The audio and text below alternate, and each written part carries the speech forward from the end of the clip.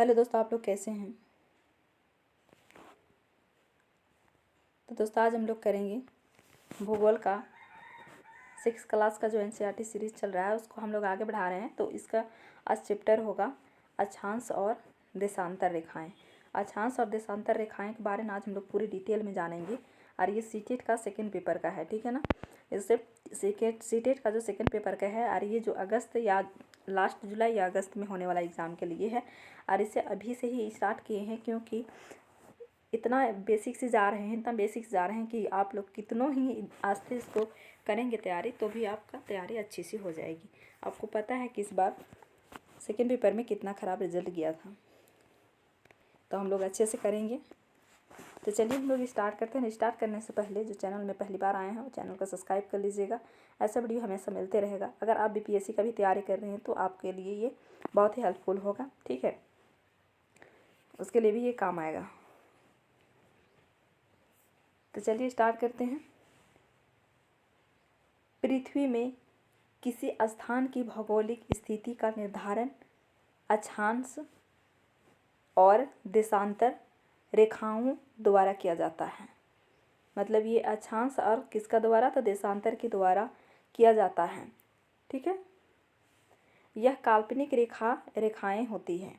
मतलब ये जो रेखाएं होती है वो काल्पनिक होती है, असल में वो पृथ्वी पर कहीं पर भी ऐसा नहीं लिखा होता है, लेकिन ये काल्पनिक रेखा होता है। क्या होता है दोस्तों, तो ये लैटिट्यूड और लॉन्गिट्यूड जो है ये काल्पनिक रेखाएं हैं। और ये जो लैटिट्यूड है, अक्षांश रेखाएं हैं, वो विषुवत रेखा को बोला जाता है, जो ऐसे ऐसे करके रेखा रहता है, ठीक है ना। और ये जो देशांतर रेखाएं हैं वो ये ध्रुव से ये ध्रुव मिलाने वाला रेखाएं को जो तरबूज की तरह दिखाई देते हैं। चलिए हम लोग देखेंगे, ठीक है।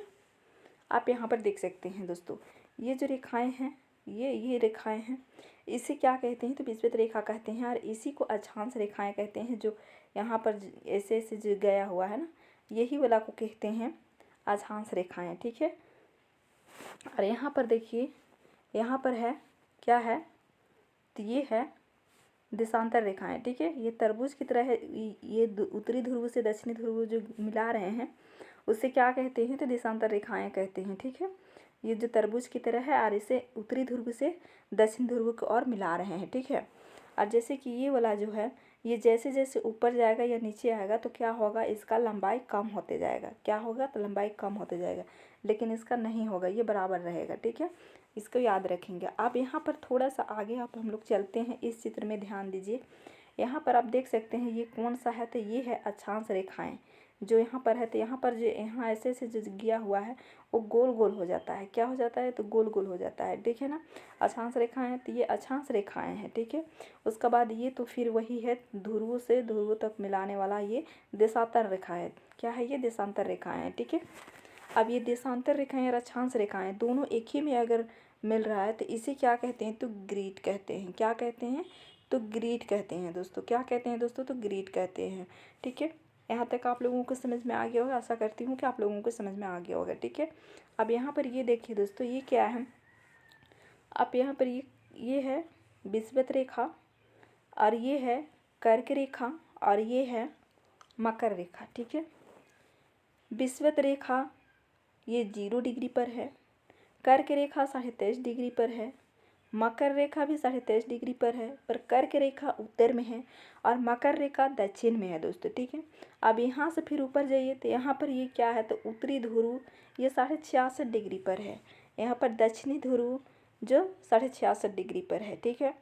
अब इसको इसका बीच के जो क्षेत्र है उसे क्या कहते हैं, तो दोस्तों यहाँ जो पीला दिख रहा है कर्क रेखा और मकर रेखा का बीच में, इसे क्या कहते हैं, तो इसे कहते हैं उष्णकटिबंधीय क्षेत्र कहते हैं। क्या कहते हैं, तो उष्णकटिबंधीय क्षेत्र कहते हैं। उससे नीचे जो कर्क रेखा और न उससे ऊपर जो होता है कर्क रेखा और उत्तरी ध्रुव वृत्त, उसके बीच में क्या कहते हैं, तो उत्तरी शीतोष्ण कटिबंधीय क्षेत्र कहते हैं। क्या कहते हैं, तो शीतोष्ण कटिबंधीय क्षेत्र कहते हैं। इसके बारे में हम लोग जब नेक्स्ट चैप्टर पढ़ेंगे ना उस वक्त बहुत ही अच्छे और डिटेल से हम लोग समझने की कोशिश करेंगे, ठीक है। और ये जो बीच में है इसे भी कहते हैं दक्षिणी समशीतोष्ण कटिबंधीय क्षेत्र कहते हैं।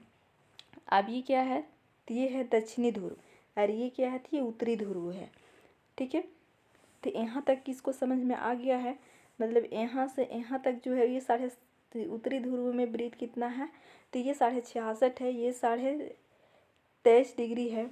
आप इसको समझ में आ रहा है ना, तो आप इसे समझ गए। तो अब चलते हैं हम लोग नेक्स्ट की तरफ, ठीक है। आशा करती हूँ दोस्तों कि आप लोगों को समझ में आ रहा होगा, ठीक है। और अगर समझ में आ रहा है तो वीडियो को लाइक कर दीजिए। अक्षांश रेखाएं, लैटिट्यूड लाइन्स, भूमध्य रेखा के समांतर ग्लोब पर पूर्व से पश्चिम की ओर खींची गई काल्पनिक रेखाओं को अक्षांश रेखाएं कहते हैं। क्या कहते हैं? पूर्व से पश्चिम की ओर। देखिए दोस्तों, यहाँ पर क्या है कि ग्लोब पर पूर्व से पश्चिम की ओर जो खींची गई काल्पनिक रेखाओं को अक्षांश रेखाएं कहते हैं, यानी इसको बोला जा रहा है, ठीक है। ये दिखाई दे रहा है ना, ये पूर्व से पश्चिम की ओर खींचा गया है ना, ये पूर्व है, इधर पश्चिम है, तो ये पश्चिम की ओर खींचा गया है। ये हकीकत में कोई ऐसा इसमें मतलब क्या है, इसमें नहीं है लाइन, लेकिन इसे काल्पनिक रेखाएं मतलब इसे खींचा गया है, ये काल्पनिक है, ये कोई असल में नहीं है, ठीक है। भूमध्य रेखा के उत्तर और दक्षिण दिशा में 1 डिग्री - 1 डिग्री के अंतराल पर 90 - 90 अक्षांश वृत्त होते हैं। क्या होते हैं? ये 90 अक्षांश वृत्त होते हैं। मतलब कैसा? तो ये क्या है, तो ये इक्वेटर है, ठीक है। इससे नीचे कितना है, तो 90 है, और इससे ऊपर कितना है दोस्तों, तो 90 है, ठीक है ना, 90 है, याद रखेंगे, ठीक है। अब यहाँ पर देखिए, दो अक्षांश रेखाओं के मध्य की दूरी 111 किलोमीटर होती है। कितना होती है? तो 111 किलोमीटर होती है। ये डायरेक्टली कभी कभी पूछ लिया जाता है, ठीक है, इसे हमेशा ध्यान रखेंगे। अक्षांश रेखाओं की कुल संख्या कितना है दोस्तों? तो 99 + 99। यहाँ पर मिस्टेक हो गया है थोड़ा सा, तो चलिए हम लोग देखते हैं।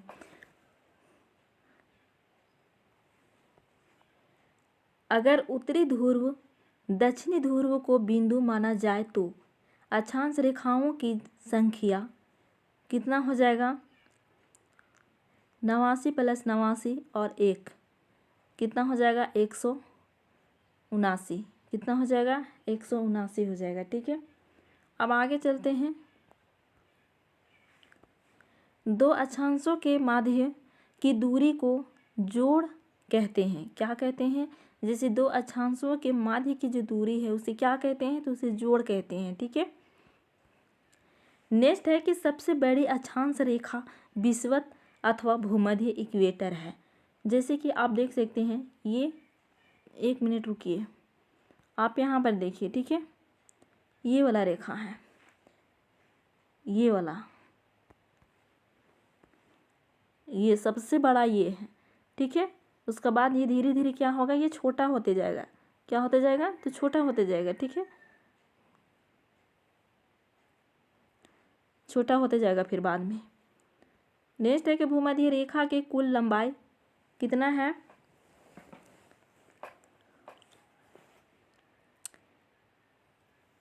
इतना है, ठीक है। अब यहाँ पर देखिए, इस कारण इस दिन उत्तरी गोलार्ध में सबसे बड़ा दिन होता है। उत्तरी गोलार्ध में कब होता है? उत्तरी गोलार्ध में सबसे बड़ा दिन, तो यहाँ पर टाइपिंग नहीं हो पाया है, ठीक है। तो 21 कितना? तो 21 जून को सूर्य कर्क रेखा के एकदम ऊपर चमकता है। कहाँ पर? तो ये है कर्क रेखा, ये क्या है? तो कर्क रेखा है, तो यहाँ पर चमकता है, ठीक है, और चमकता है। और इस कारण इस दिन उत्तरी गोलार्ध में सबसे बड़ा दिन होता है। क्या होता है? सबसे बड़ा दिन होता है, ठीक है। उत्तरी गोलार्ध में कर्क रेखा में सूर्य को आने से क्या होता है? चमकने से उत्तरी गोलार्ध में सबसे बड़ा दिन होता है। जैसे कि ये इक्वेटर है, तो इधर का जो एरिया है वो क्या है दोस्तों? तो ये उत्तरी है, और नीचे के जो एरिया है वो क्या है? तो ये दक्षिणी है, ठीक है ना। उसका बाद फिर है नीचे, यहाँ पर समझ में आ गया कि ये सबसे, यहाँ पर जो कर्क रेखा में अगर सूर्य अगर चमक रहा है तो 21 जून को सूर्य कर्क रेखा पर अगर एकदम ऊपर चमकता है तो क्या होता है? इस कारण मतलब दिन उत्तरी गोलार्ध में सबसे बड़ा होता है। क्या होता है? तो उत्तरी गोलार्ध में सबसे बड़ा होता है, ठीक है।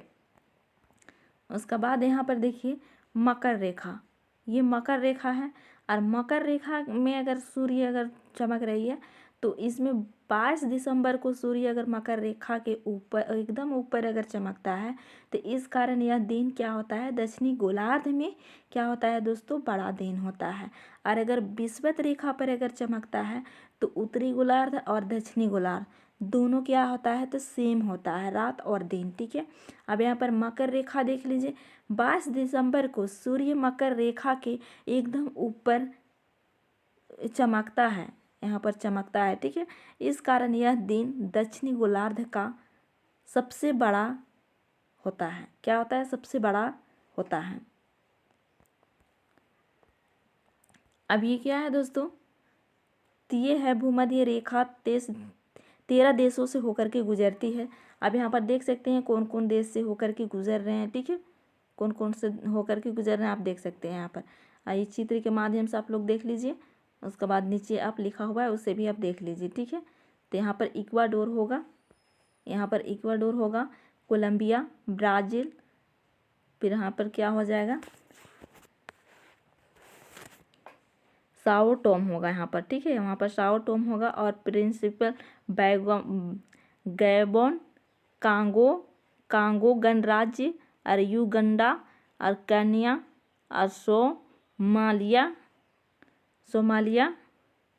उसका बाद मालदीव यहाँ पर होगा। ठीक है, उसके बाद इंडोनेशिया और करीबाती, यानी कितने देशों से होकर के भूमध्य रेखा गुजरती है, तो 13 देशों से होकर के गुजरती है। ठीक है, अब हम लोग आगे चलते हैं। आगे क्या है दोस्तों, तो आगे है मकर रेखा 10 देश से होकर गुजरती है। कितने देशों से होकर के गुजरती है मकर रेखा, तो 10 देशों से होकर के गुजरती है। ठीक है, आप यहाँ पर देख सकते हैं, चित्र भी देख सकते हैं, और यहाँ पर लिखा हुआ है उसे भी देख सकते हैं। ठीक है, हाँ, पहला में क्या है, तो ये चिली, उसके बाद Argentina, Paraguay, Brazil, Namibia, Botswana, दक्षिण अफ्रीका, मोजाम्बिक, और मेडागास्कर और ऑस्ट्रेलिया।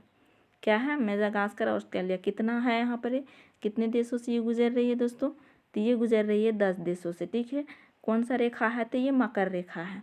ठीक है, कौन सा रेखा है, मकर रेखा। आप यहाँ पर देख सकते हैं ये रेखा है। ठीक है, ये मकर रेखा, ठीक है, जो दक्षिणी ध्रुव में है। मान के चलिए ये क्या है, तो ये कर्क रेखा, विषुवत रेखा है, विषुवत रेखा के नीचे मकर रेखा है। ठीक है, तो मकर रेखा गुजर रही है कितने देशों से, तो 10 देशों से गुजर रही है। ठीक है, चलते हैं हम लोग आगे चलते हैं। ठीक है ना, आप लोग नोट्स भी बनाते जाइएगा, और इस PDF को डाउनलोड करने के लिए आप लोग टेलीग्राम ज्वाइनिंग कर लीजिएगा। टेलीग्राम में इसका PDF मिल जाएगा। ठीक है, तो चलते हैं हम लोग आगे। अब यहाँ पर देखिए, कर्क रेखा 18 देश से होकर के गुजरती है। कितने देशों से होकर के कर्क रेखा गुजरती है, तो 18 देशों से होकर के गुजरती है, जो कि चित्र में साफ दिखाई नहीं दे रहा है, लेकिन यहाँ पर लिखा हुआ है वो अच्छा से दिखाई दे रहा है। ठीक है, इसे आप लोग देख लीजिए।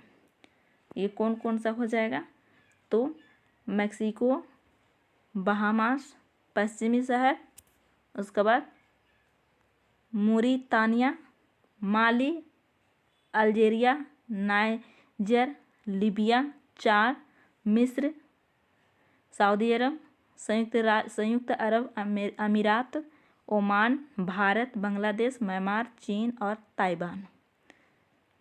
तो कितने देशों से होकर के गुजर रहे हैं, तो ये गुजर रहे हैं 18 देशों होकर के। ठीक है, ये कौन सा रेखाएं गुजर रही है 18 देश से होकर के, तो कर्क रेखा गुजर रही है दोस्तों। कौन सा रेखा है, तो कर्क रेखा गुजर रहे हैं, और मकर रेखा 10 देशों से होकर के गुजर रहे हैं। और फिर भूमध्य रेखा कितने, तो ये 13 देश से होकर के गुजर रहे हैं। ठीक है, इतना इसको समझ में आ गया तीनों को। अब हम लोग आगे चलते हैं। ठीक है, अब यहाँ पर देखिए कि देशांतर रेखाएं, अब इसके बारे में हम लोग जानते हैं। अक्षांश रेखाएं तो हम लोग को हो गया। ठीक है, अब हम लोग देशांतर रेखाएं के बारे में हम लोग समझने की कोशिश करते हैं। ठीक है, यहाँ पर देखिए कि उत्तरी ध्रुव और दक्षिणी ध्रुव को मिलाने वाली काल्पनिक रेखा को देशांतर रेखा कहा जाता है।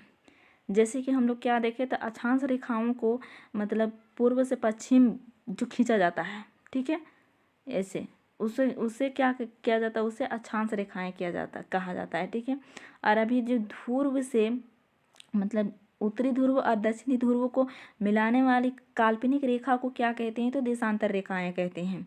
और ये भूमध्य रेखा की ओर जाने पर देशांतर रेखाओं के बीच दूरी बढ़ती जाती है।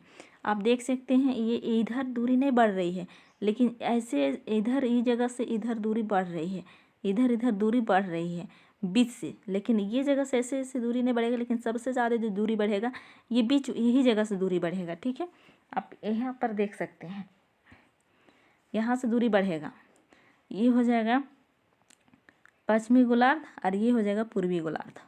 जिस तरह से अक्षांश रेखाएं इधर होता है उत्तरी गोलार्ध और नीचे होता है दक्षिणी गोलार्ध, तो अभी इस रेखाएं में इधर हो जाएगा पश्चिमी गोलार्ध और इधर हो जाएगा पूर्वी गोलार्ध। जिससे हमारे भारत किस गोलार्ध में स्थित है, तो दोस्तों हमारे भारत पूर्वी गोलार्ध में स्थित है और यहाँ भूमध्य रेखा से उत्तरी गोलार्ध में स्थित है। ठीक है, अब यहाँ पर देखिए देशांतर रेखाओं के बीच दूरी बढ़ती जाती है, जो कि अभी हम लोग यहाँ पर देखें। ठीक है, और भूमध्य रेखा से ध्रुवी की ओर जाने पर देशांतर की रेखाओं के बीच दूरी घटती जाती है।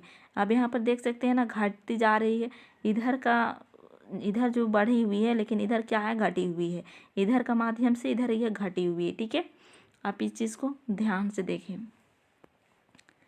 दो देशांतर रेखाओं के बीच सबसे अधिक दूरी भूमध्य रेखा पर होती है। आप यहाँ पर देखे थे ना, भूमध्य रेखा पर होते हैं। कहाँ पर होते हैं, तो भूमध्य रेखा ही पर होते हैं। सबसे ज़्यादा दूरी जो होते हैं यहीं पर होते हैं। उसके बाद इधर से अगर ऊपर जा रहे हैं तो इधर घटते जाएंगे, फिर अगर नीचे आ रहे हैं इधर तो इधर भी घटते जाएंगे। ठीक है, सबसे अधिक दूरी भूमध्य रेखा पर होती है और 111.32 किलोमीटर होती है, जो कि हम लोग पहले भी देखे थे। ठीक है, हर 1 डिग्री के अंतराल में 180 देशांतर रेखा खींची गई है। तो कुल मिलाकर ग्लोब पर 360 देशांतर रेखाएं खींची गई हैं। कितना रेखाएं खींची गई हैं, तो 360 रेखाएं खींची गई हैं। तब यहाँ पर देखिए दोस्तों, 0 डिग्री देशांतर को ग्रीनविच मेन रेखा या अंतर्राष्ट्रीय समय रेखा के नाम से जाना जाता है। जैसे कि ये जो यहाँ पर दिखाई दे रहा है ना, 0 डिग्री देशांतर को ग्रीनविच मेन रेखा से या अंतर्राष्ट्रीय समय रेखा के नाम से जाना जाता है। और यहाँ पर देखिए कि 180 डिग्री पूर्वी या पश्चिमी देशांतर रेखा को अंतर्राष्ट्रीय तिथि रेखा के नाम से जाना जाता है। अब यहाँ पर ये समय रेखा बोला जा रहा है और यहाँ पर तिथि रेखा बोला जा रहा है। तो देखिए मान के चलिए ये 0 डिग्री कहाँ पर ही है, तो 1 मिनट रुकिए आप लोगों को दिखाती हूँ।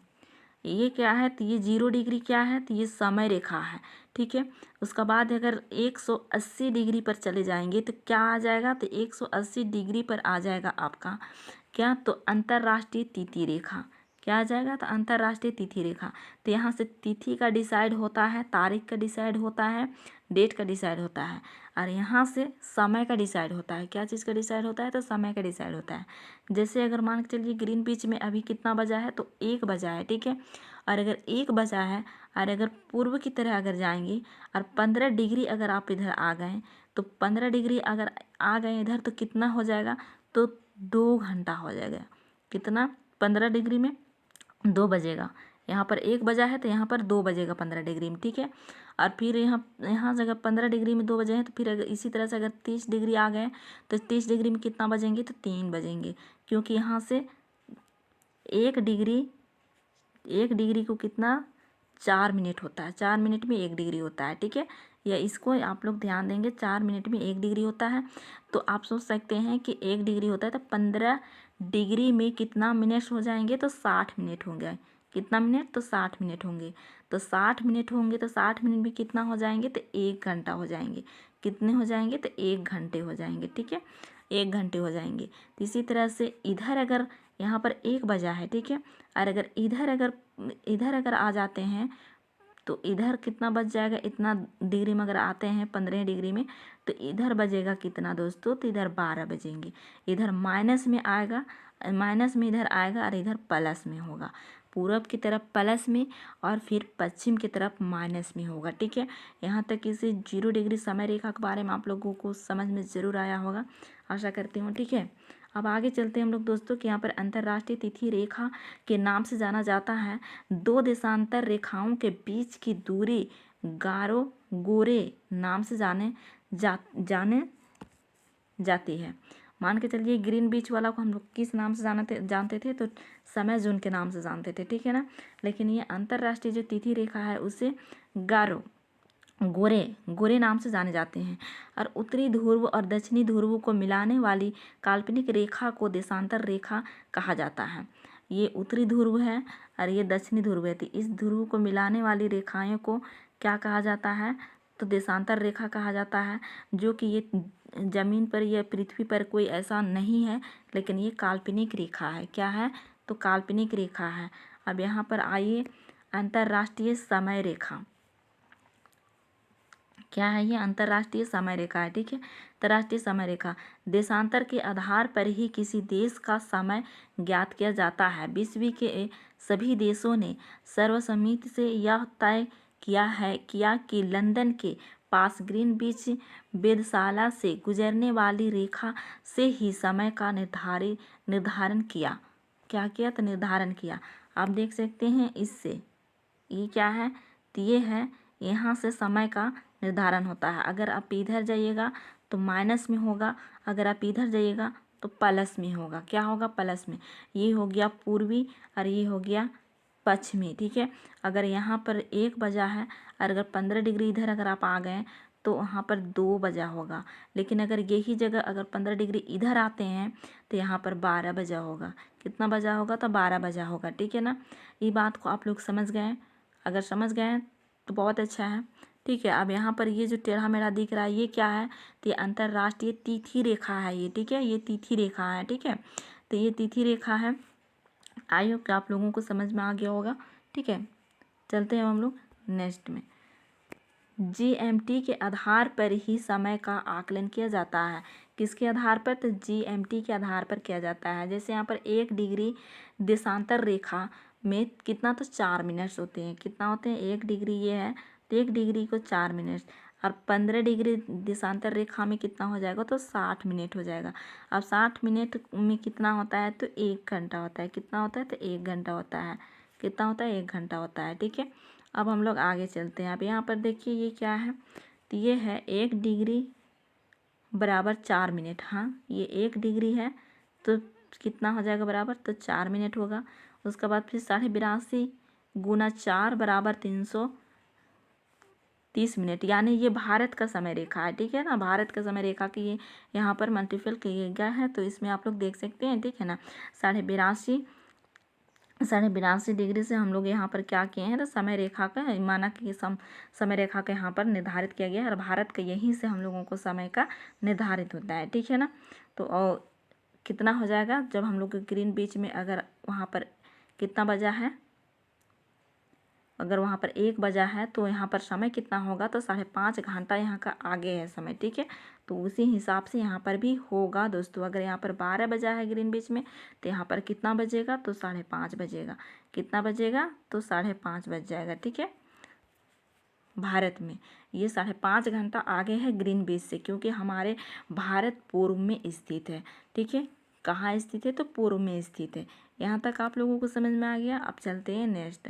अब यहाँ पर देखिए, यहाँ पर क्या बोला गया है कि अंतर्राष्ट्रीय तिथि रेखा।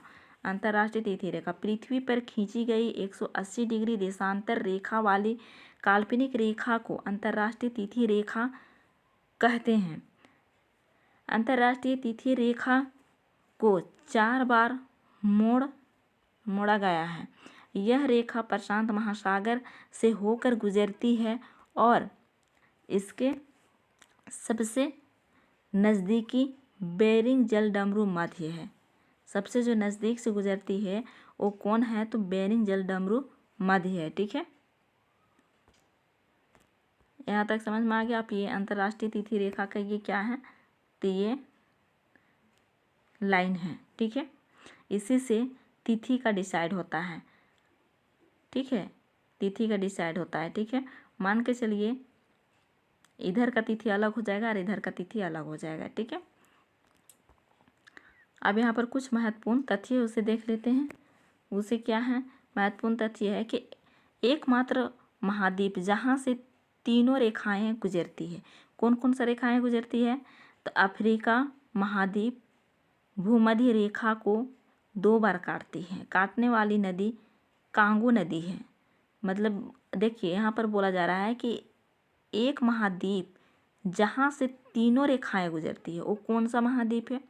तो याद रखिएगा ये अफ्रीका महाद्वीप है, जो कि वहीं से कर्क रेखा गुजरती है, विषुवत रेखा गुजरती है और फिर मकर रेखा भी गुजरती है। इसीलिए यहाँ का क्या होता है, यहाँ बहुत ज़्यादा गर्मी भी होता है और यहाँ पर गर्मी होता है। यहाँ का रहने वाले लोग भी थोड़ा सा वो हर मतलब आगे जैसे इधर है उससे अलग होते हैं, मतलब ज़्यादा ब्लैक दिखते हैं। ठीक है, अब यहाँ पर देखिए भूमध्य रेखा को 2 बार काटने वाली नदी कौन है। तो ये कांगो नदी है। किसको, तो भूमध्य रेखा को 2 बार काटती है। ये हकीकत में नहीं काटते, बस ऐसे ही बनाया गया है ना, तो उसी वजह से काटती है। ठीक है, अब यहाँ पर देखिए कि मकर रेखा को 2 बार काटने वाली कौन सी नदी है, तो लिम्पोपो नदी है। और कर्क रेखा को 2 बार काटने वाली नदी कौन है दोस्तों, तो ये माही नदी है। कौन है, तो ये माही नदी है। ठीक है, ऐसा कौन सा महाद्वीप है जो तीनों रेखाएं गुजरती है, तो अफ्रीका महाद्वीप। ये हमेशा पूछा भी जाता है सीटेट के एग्जाम में, तो कई बार रिपीट भी हो चुका है। ठीक है, उसके बाद फिर भूमध्य रेखा को 2 बार काटने वाली कौन सी नदी है, तो ये कांगो नदी है। और मकर रेखा को 2 बार काटने वाली कौन सी नदी है, तो लिम्पोपो नदी है। और कर्क रेखा को काटने वाली कौन सी नदी है, तो माही नदी है, जो कि हमारे भारत में है। ठीक है, हमारे कहाँ है, तो भारत में है। ठीक है, तो आज का वीडियो में इतना ही दोस्तों। अगर वीडियो अच्छा लगा हो तो लाइक शेयर और कमेंट करके ज़रूर बताइएगा। और इसको इसमें चैनल में ये क्या बोलते हैं, इसमें टेलीग्राम में जुड़ जाइएगा। ये पीडीएफ आपको टेलीग्राम में ही मिल जाएगा। आप लोग वहाँ से नोट्स भी बना लीजिएगा और वहाँ से पढ़ भी लीजिएगा। और एकदम पूरी बेसिक से पढ़ाई जो हो रहा है ना, ये बहुत ही अच्छे से हो रहा है। इसको एक भी टॉपिक नहीं छूटेगा। जब तक सीटेट का एग्ज़ाम होगा एक भी टॉपिक नहीं छूटेगा। और यहाँ 55+ का तैयारी हो जाएगा। अभी करा रहे हैं, उसके बाद फिर पेडागोजी का भी क्वेश्चन कराएंगे। ठीक है, फिर मिलते हैं नेक्स्ट वीडियो में। तब तक के लिए टेक केयर एंड बाय।